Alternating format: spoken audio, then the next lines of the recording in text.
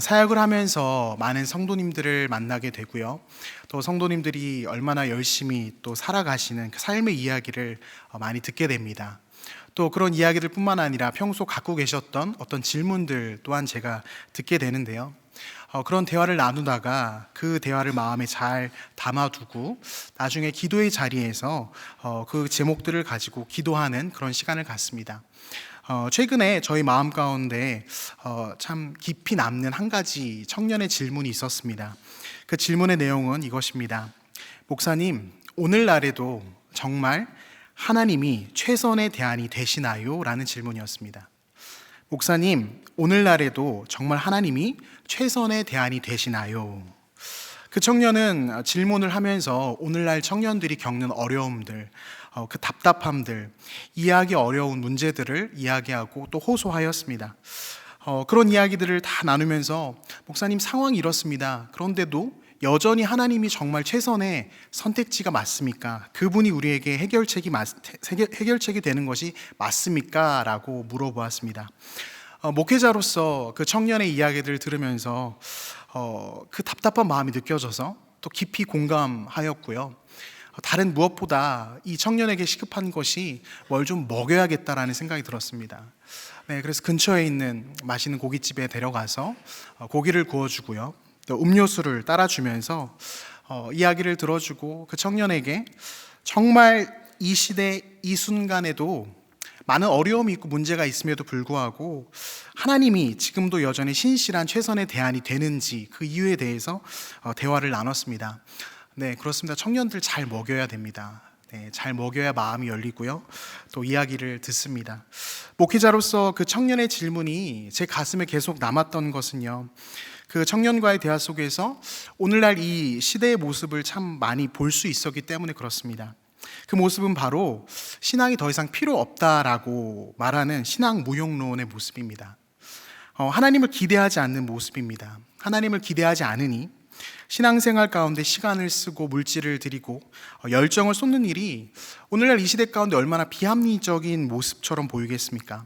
그리고 이 질문은요, 오늘 하루를 참으로 치열하게 살아가는 이 시대 참 많은 성도들에게도 반복해서 들려오는 질문이라고 생각합니다. 세상은 우리에게 물어보는 것이죠. 정말 하나님이 최선의 대안이 맞느냐라는 것입니다. 지금 하나님을 선택하는 것이 후회 없을 선택이냐라는 것입니다. 사랑하는 성도 여러분, 이번 한 주를 살아내시면서 그런 세상의 이야기들, 세상의 소리들, 이런 이야기들이 들려올 때 어떻게 반응하셨습니까? 그런 소리가 들려와도 여전히 우리 마음 가운데 하나님만이 대안이고 하나님만을 기대하고 하나님을 소망한다는 그 믿음의 고백들이 있으셨습니까? 아멘. 있으셨어야 됩니다. 성도인 우리의 삶이 그렇습니다. 많은 이야기들이 들려오고 많은 어떤 우리의 마음을 흔드는 소리들 가운데에서도 끊임없이 우리는 하나님만이 우리의 기대함, 우리의 소망이 되신다라는 고백을 해야 되는 것이지요. 오늘 말씀은 우리에게 낯설지 않은 혈루증 여인의 회복에 관련된 말씀입니다. 이 말씀 가운데 어떻게 하면 우리가 하나님을 더 신뢰하고 그분께 소망을 들 수 있을지에 대해서 두 가지 질문을 가지고 살펴보려 합니다. 첫 번째 질문은 이것입니다. 예수께서 주목하시는 믿음의 모습, 믿음은 무엇인가 라는 것이죠. 오늘 본문은 예수께서 거라사 지역에 귀신 들린 자를 고치시고 다시 돌아오시는 모습에서부터 시작이 됩니다. 마가복음 5장 21절에서 23절까지 말씀을 같이 한번 말씀 읽어봤으면 좋겠습니다. 같이 한번 읽겠습니다. 예수께서 배를 타시고 다시 맞은편으로 건너가시니 큰 무리가 그에게 모이거늘 이에 바다에 계시더니 회당장 중에 하나인 야이로라 하는 이가 와서 예수를 보고 발 아래 엎드려 간곡히 구하여 이르되 내 어린 딸이 죽게 되었사오니 오셔서 그 위에 손을 얹으사 그로 구원을 받아 살게 하소서 하거늘. 아멘. 예수께서 거라사 지역에서 오셨다는 소문을 듣고 큰 무리라고 기록된 이들이 몰려옵니다. 그들이 몰려드는 이유는 단 하나지요. 예수라는 그 인물에 대한 이야기를 들었기 때문입니다. 병을 고치고 귀신을 내쫓는 등 굉장히 특별한 신비한 일들을 한다라는 것입니다. 그래서 이전에 본 적도 들어본 적도 없던 그 놀라운 이야기에 사람들은 예수께 나왔습니다. 어떤 신비로운 경험을 하길 원하는 이들, 혹은 예수라는 이 인물이 어떤 인물인지 보기를 원하는 궁금증의 구경꾼의 모습으로 예수께도 다가오는 것이지요. 24절 말씀에선 이렇게도 기록합니다. 이에 그와 함께 가실새 큰 무리가 따라가며 에워싸 밀더라, 이렇게 기록합니다. 무리가 에워싸 밀고 있습니다. 얼마나 많은 사람들이 지금 예수께 나아오고 함께 움직이고 있는지, 예수께 나오는 무리의 모습이 그려지십니까? 그리고 그 가운데에는 회당장 야이로라 하는 인물도 등장합니다. 유대 공동체 안에서 이 회당장은 영향력이 있는 인물입니다. 그렇기 때문에 다른 이들보다 예수께 나오기 훨씬 더 수월했을 것이고, 그렇게 나온 회당장 야이로는 예수의 발 아래 엎드려서 간구하는 것이죠. 죽어가는 내 딸을 살려주십시오. 오셔서 손을 얹으사 그 아이를 구원해 주십시오라고 간구합니다. 이 예수께서는 그 야이로의 딸을 구원하시기 위해서 걸음을 옮겨 가십니다. 그리고 야이로의 집으로 가는 그 길 가운데 우리가 잘 알고 있는 그 익숙한 그 혈루증 여인이 예수께로 나아오게 되는 것입니다. 예수님께서 혈루증 여인을 만나는 것은요, 야이로의 딸을 구원하러 가는 그 과정 속에 있었습니다. 그리고 이 혈루증 여인은 어떤 여인인지 우리가 잘 알고 있는데요, 12해 동안 그 병 때문에 고통을 당했던 여인입니다.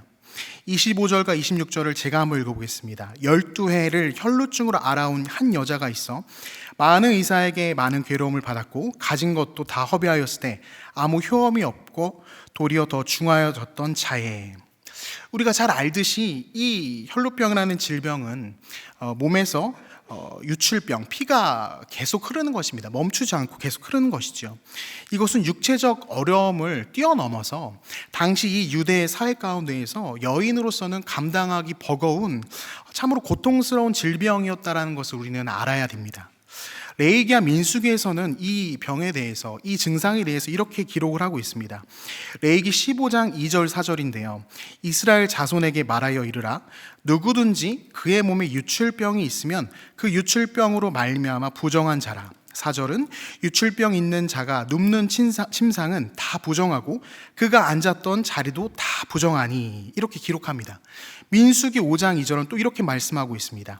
이스라엘 자손에게 명령하여 모든 나병 환자와 유출증이 있는 자와 죽음으로 부정하게 된 자를 다 진영 밖으로 내보내되. 어떤 의미입니까? 지금 이 여인이 겪고 있는 이 질병이 갖고 있는 문제가 무엇이냐면, 다른 이와 접촉하는 순간 이 여인의 부정함이 옮겨간다라는 그런 인식을 갖고 있는 것이죠. 그렇기 때문에 이 여인이 있어야 되는 곳은 공동체 안이 아닙니다. 진영 밖으로 벗어나 있어야 되고 혼자 따로 생활을 해야만 한다는 것입니다. 친구가 있었을까요? 아니면 가족이 남아 있었을까요? 모든 관계가 다 끊어지고 경제활동도 불가능한, 구걸해서 정말 하루 벌어 먹고 사는 비참하고 힘겨운 삶을 지금 이 본문의 여인이 살았다라는 것입니다. 육체적인 고통 그 이상으로 존재적으로 부정당하는, 사회적 관계적 사망 선고를 받은 이 모습이 바로 이 여인의 삶이라는 것입니다. 그렇게 힘겨운 삶을 살아왔던 이 여인에게 예수의 소문, 곧 복음을 듣게 되는 것입니다. 그 복음을 들은 여인의 반응이 참으로 놀랍습니다. 27절 말씀인데 같이 한번 읽어볼까요? 27절입니다. 같이 읽습니다. 예수의 소문을 듣고 무리 가운데 뛰어 뒤로 와서 그의 옷에 손을 대니. 방금 말씀드린 것처럼 이 병을 앓고 있는 여인은 사람들 곁으로 오면 안 됩니다. 누구와도 접촉하면 안 되고, 그리고 혼자 있어야만 하는 그 여인이 지금 무리 가운데로 들어와서 예수께로 향하고 있다는 것입니다. 수많은 인파로 인하여 예수께 가까이 가는 것 자체도 어려웠을 것입니다. 머릿속으로 상상해 볼 때 많은 무리가 예수님을 따르고 있는 그 상황에서 누구든 다 예수님을 만지려고 하고 예수님을 보려고 다가갔을 것입니다. 그러니까 그 틈새를 비집고 다가간다는 것 자체가 참으로 어려운 일일 것입니다. 더욱이 이 여인의 정체를 아는 사람이 그 가운데 혹 나타난다면, 부정한 여인이 지금 우리 가운데 있다라고 외치면서 이 여인은 굉장히 혹독한 일을 당해야 할지도 모르는 그런 상황이었다라는 것입니다. 그런데 그런 상황이 예상되고 어려운 상황이 분명히 있을 걸 알면서도 이 여인은 지금 자신이 들은 예수의 소문, 곧 복음을 붙잡고 사람들이 생각하는 그런 한계, 당시 통용되던 어떤 이해를 뛰어넘어 한 걸음 한 걸음 지금 예수께 나아가고 있다는 것입니다. 이 여인이 다가온 이유는 단 한 가지입니다. 예수님의 옷자락에 손을 대어도, 예수님의 옷자락에 손만 잡기만 하면, 내 손이 닿기만 하면 내가 구원을 받을 수 있을 것이다 라는 그 마음, 그 생각 하나로 여기까지 나아오는 것이죠. 말씀을 묵상하면서 끊임없이 제 안에 맴도는 질문은 이것이었습니다. 도대체 이 여인에게 예수 그리스도는, 예수님은 어떤 존재였기에, 어떤 분이셨기에 이 여인이 지금 이렇게까지 하는 것인가 라는 것이죠. 사람들로부터 돌팔매질을 당할 수도 있고, 욕을 듣고 매질을 당할 수 있는 그런 상황, 누구나 어려운 일이 자초될 수 있을 만한 그런 상황에서도 불구하고 도대체 그 여인의 중심에는 예수님이 어떤 분이셨기에 이렇게까지 예수께 나아가는가라는 것입니다. 조금 더 구체적인 질문으로는 이미 많은 무리가 예수를 에워싸고 이동하고 있었습니다. 그들 역시 예수님을 향하여 손을 뻗고 있었죠. 어떤 놀라운 일이 본인들에게 일어나기를. 그런데 그들에게는 아무런 일이 일어나지 않았습니다. 오직 이 혈루병으로 고통했던 이 한 명의 여인에게만 그 놀라운 일이 일어났다는 것입니다. 도대체 왜? 무슨 이유로? 이 여인에게 예수님은 어떤 분이셨기에 이런 일이 이 여인에게만 일어나느냐라는 것이죠. 요즘 수요 예배 가운데 자주 언급되는 설교자의 모태신앙 여부에 대해서 저도 잠깐 말씀을 드리고 가면, 저 역시 모태신앙으로 태어났습니다. 신앙생활을 이제 믿음의 가정 안에서 해왔고요. 그러다 보니 한 번은 어떤 겪는 그런 신앙의 사춘기, 그런 모습도 저 또한 있었습니다. 20살 때 제가 그런 시간을 겪었는데요. 생각보다 그 시간이 꽤 오래 갔습니다. 그런데 겉으로 보기에는, 외적으로 보기에는 제가 그런 신앙의 사춘기를 겪는 것을 사람들은 잘 인지하지 못했습니다. 왜냐하면 그런 신앙의 사춘기를 겪고 있으면서도 신앙이 삐뚤어진 마음이 있었음에도 불구하고 교회 안에 계속 머물고 있었고, 중등부 교사로 섬기고, 부서에서 하는 이것저것 행사에 참여하고, 그런 모습으로 신앙생활을 해왔습니다. 그런데 겉보기와는 다르게 그 중심 가운데 참으로 삐뚤어진 그 신앙의 생각이 한 가지가 있었는데, 그것이 무엇이냐면 하나님께서 나를 이끄신다, 하나님께서 나를 도우신다, 기도하고 은혜를 구하면 하나님께서 이끄시고 살리신다라는 그런 이야기를 들을 때마다 그 당시 신앙의 사춘기의 모습으로 살아갔던 저는 그 이야기들이 제 안에 전혀 와닿지가 않았습니다. 하나님께서 나를 다스리시고 이끄신다, 나를 도우신다, 그런 말들이 와닿지 않으니 당연히 기도하지 않았고요. 하나님을 기대하기보다는 실은 다른 것들을 더 많이 기대했습니다. 나 자신의 어떤 능력, 이 시대에 그 상황에 필요한 세상의 어떤 방법들, 지혜들을 더 기대하는 것이죠. 꼭 하나님이 아니어도 나에게는 플랜 B가 있고, 또 플랜 B가 안 되면 플랜 C가 있고 플랜 D가 있다라는 그런 생각들을 갖고 있었습니다. 근데 지금 생각해보면 너무나도 기형적인 모습인 것이죠. 하나님을 믿는다 말은 하지만 하나님이 나에게 절대적인 분, 그분만이 나의 유일한 소망이라는 성경의 가르침이 굉장히 구시대적인 발상으로 느껴졌고 터무니없는 이야기라고 여겼던 것입니다. 교회에 와서 예배를 드리고 아멘이라고 말은 하지만 여전히 하나님이 나의 유일한 소망, 기대, 나를 이끄시는, 나를 살리시는 분, 이런 내용들이 전혀 마음에 동의가 되지 않았던 것이죠. 어딘가 익숙한 모습 아닙니까? 설교의 서두에 제가 만났던 청년의 그 모습, 그 청년도 그런 이야기를 했죠. 목사님, 정말 하나님이 정말 대안이 되십니까? 이 어려운 시대에 정말 하나님이 나를 이끄시는 분 맞습니까? 그 이야기를 했던 청년의 모습이 실은 과거 저의 모습이었습니다. 불신앙의 모습이었죠. 신앙의 사춘기 가운데 하나님을 신뢰하지 못하는 불신앙의 그 모습. 그리고 이 모습은요, 시대와는 상관없이 끊임없이 하나님이 아닌 다른 대상에게 기웃거리며 다른 대상을 기대하며 살아가려고 하는 인간의 연약한 모습이라는 것입니다. 과거에 제가 그랬고, 제가 만났던 청년이 그러하였고, 그리고 저와 제가 만났던 그 청년뿐만이 아니라 오늘날 성도들의 삶 속에도 여전히 하나님을 향한 기대함과 소망함을 대체하는 다른 대상들은 너무나도 많이 있다는 것입니다. 기도는 하지만 간절함 대신 내 나름의 다른 방법들을 고민하고요, 다른 계획들을 갖고 있습니다. 정말 예수 그리스도가 나의 전부이고 그분이 나를 살린다라는 그 고백이 머리로는 나오고 입술로는 고백되어지지만, 그분이 나의 기도에 응답하고 나의 어려움을 해결해 주길 원하지만, 그러나 그렇게 큰 기대는 하지 않는다는 것입니다. 기대가 없습니다. 기대가 없다는 것은 다른 말로 신뢰하지 않는다는 것입니다.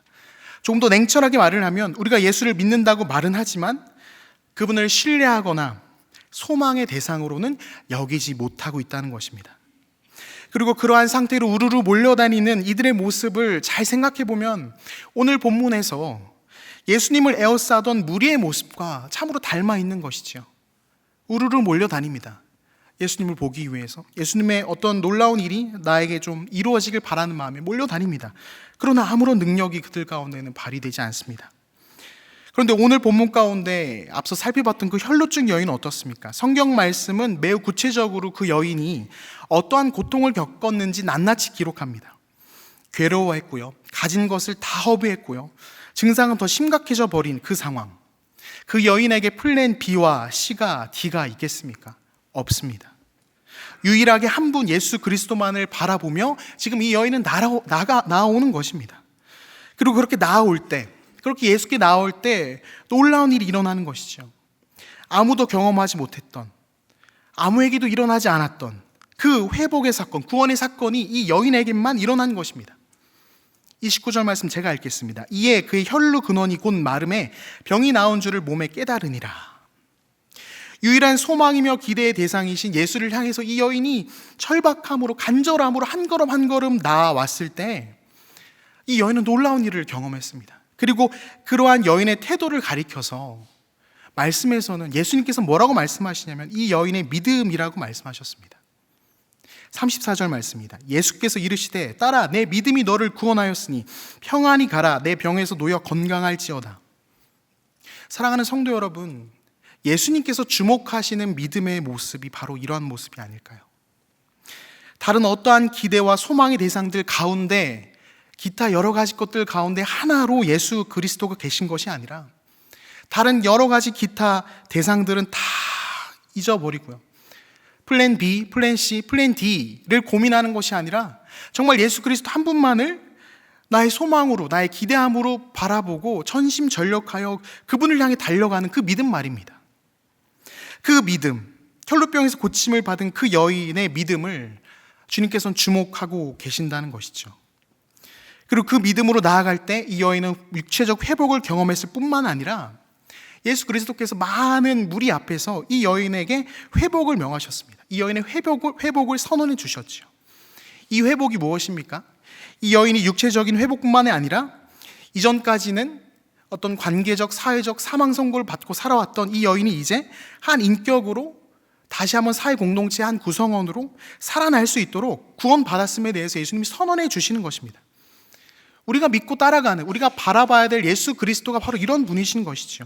우리가 죽음의 자리, 마치 사망 선고를 받은 것과 같은 절망의 자리에서 우리가 고통하고 있을 때, 우리가 주님을 바라보며 나아갔을 땐 주님이 무엇을 하신다고요?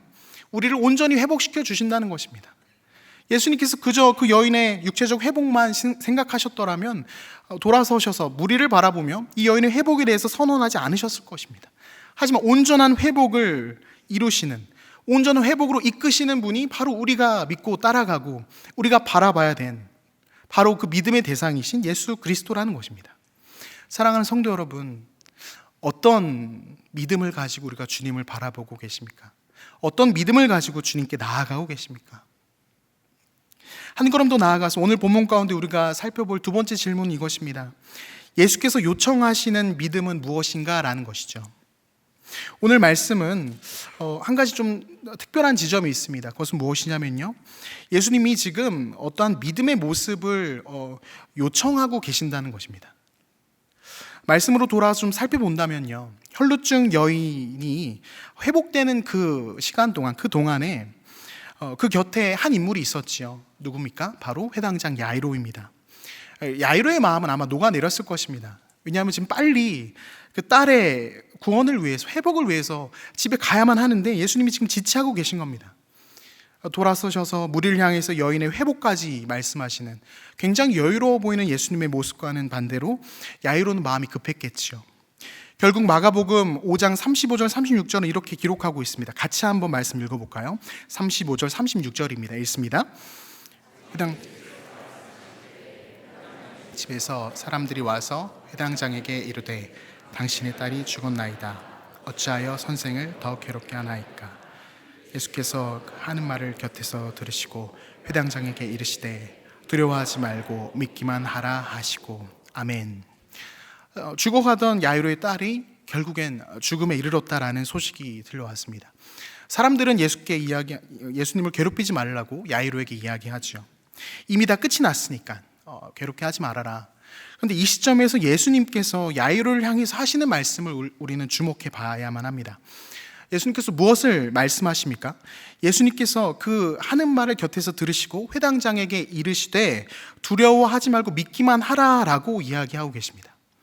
자기 딸이 죽었습니다. 자기 딸이 죽은 상황에서 지금 소식을 들었으면 회당장 야이로에게 자연스럽게 나와야 되는 반응은 슬픔일 것입니다. 절망이죠. 고통입니다. 그런데 예수님께서는 야이로를 향하여 무엇을 말씀하시냐면 두려워하지 말라고 말씀하십니다. 두려워하지 말라. 슬픔과 절망이 있어야 될 그 마음의 중심 가운데 예수님은 지금 바라보시는 거예요. 야이로의 마음 가운데 두려움이 있음을. 너 지금 두려워하지 마. 두려워할 필요 없어 라고 말씀하십니다. 그러면서 무엇을 이야기하십니까? 두려움이 아니라 조금 전에 너의 눈으로 봤던 것처럼, 방금 들은 것처럼, 이 혈루증 여인이 믿음으로 나에게 나아올 때 회복됐던 것처럼 두려움 대신 믿음으로 나를 바라보고 나를 믿고 따라오면 돼 라는 이야기를 하시는 겁니다. 예수님의 이 요청이 우리에게 주는 도전은 바로 이것입니다. 우리가 신앙생활을 하는 가운데 야이로와 같은 믿음으로 우리가 예수님께 나아가죠. 주님의 발 앞에 엎드려 간구하고 은혜를 구하고 그렇게 예수님께 나아갑니다. 그러한 야이로의 믿음 속에서 연약함이 드러나는데 그것이 무엇이냐면 그렇게 예수님께 나아가고 간구하고 나아가지만 상황이 흔들릴 때, 내가 생각했던 것과는 다른 환경이 찾아올 때, 예수를 의지하며 나아가는 나의 상황이 고통해질 때 그 믿음이 흔들린다는 것입니다. 그리고 그 흔들리는 자리에 무엇이 찾아오느냐? 바로 두려움이 찾아오는 것이지요. 사랑하는 성도 여러분, 믿음이 약해지고 믿음이 부재져가는 상태의 모습을 성경은 두려움이 찾아온다, 두려움이 밀려온다라고 말씀하십니다. 하나님을 향한 믿음이 사라질 때 우리에게 찾아오는 것은 두려운 마음이라는 것입니다. 신앙의 여정 가운데 우리가 많이 느끼지 않습니까? 은혜를 누려서 하나님을 향한 믿음이 굉장히 커져갈 때는 두렵지 않습니다. 세상을 향해서 거침없이 나아갈 수 있을 것 같은 용기가 샘솟지요. 그런데 그 믿음이 작아지면 어김없이 두려움이 나를 잠식한다는 것입니다. 그렇게 이 모습을 보시는 예수님은 야이로에게 지금 가르쳐 주시는 거죠. 네가 나를 믿느냐? 그래서 지금 나와 함께 가고 있느냐? 그런데 상황이 바뀌어서 지금 믿음이 두려움으로 바뀌어가고 있느냐?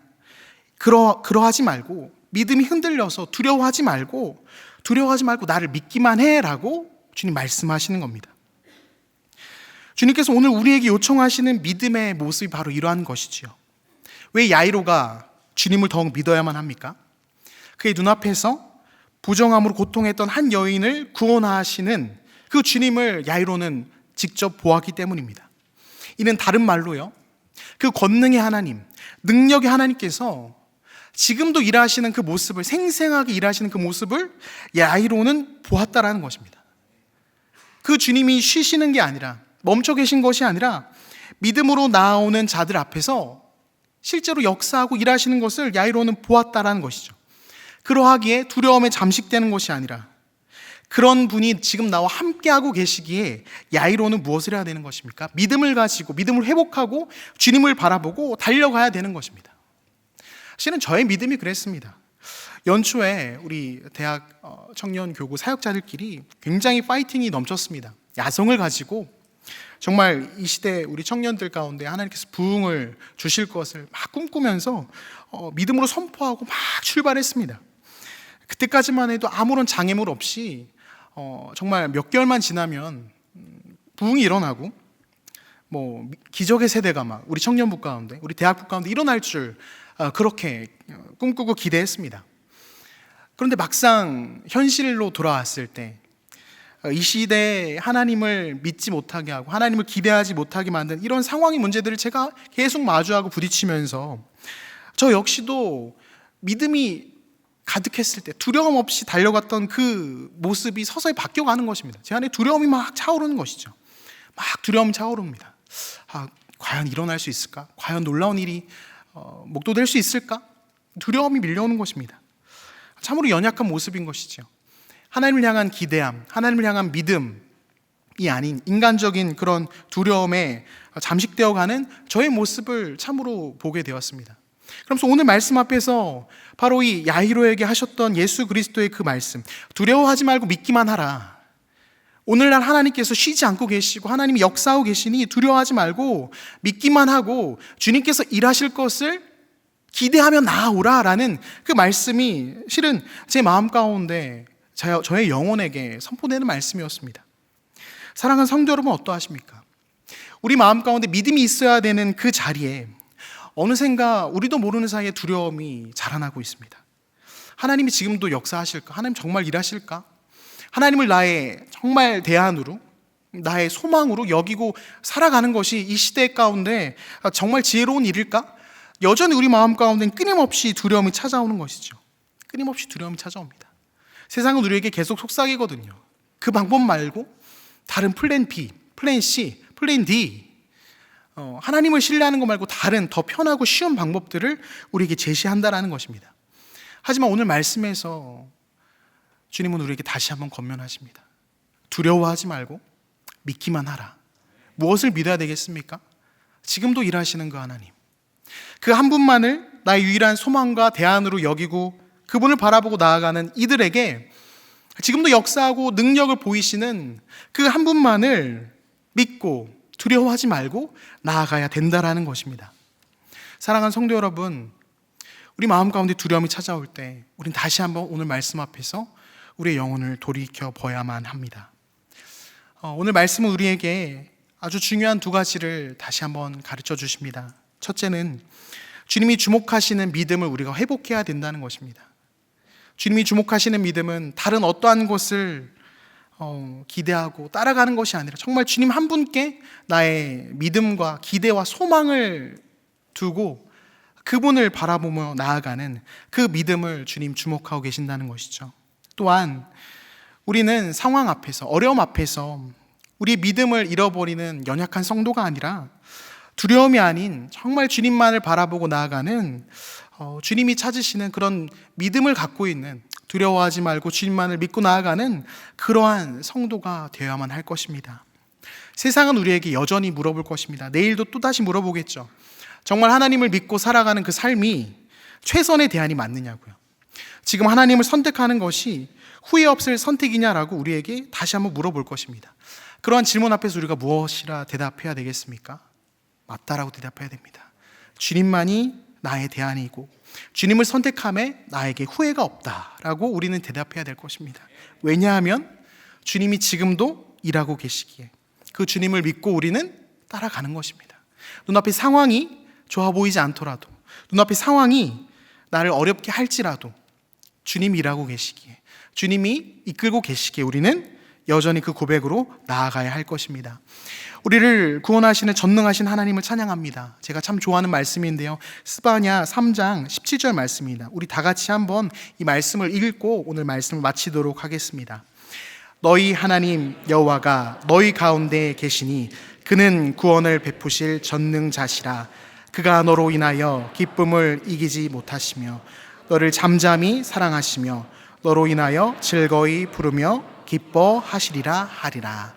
아멘. 하나님은 오늘도 우리를 건져내시기를 원하십니다. 하나님 오늘도 우리 가운데 그분의 능력을 드러내시길 원하시는, 그래서 그분의 영광을 받으시고 그분께 우리가 찬양 올려드리길 원하시는 그 하나님이십니다. 이 시간 우리가 그 하나님께 마음을 드리며 나아갔으면 좋겠습니다. 기도하겠습니다.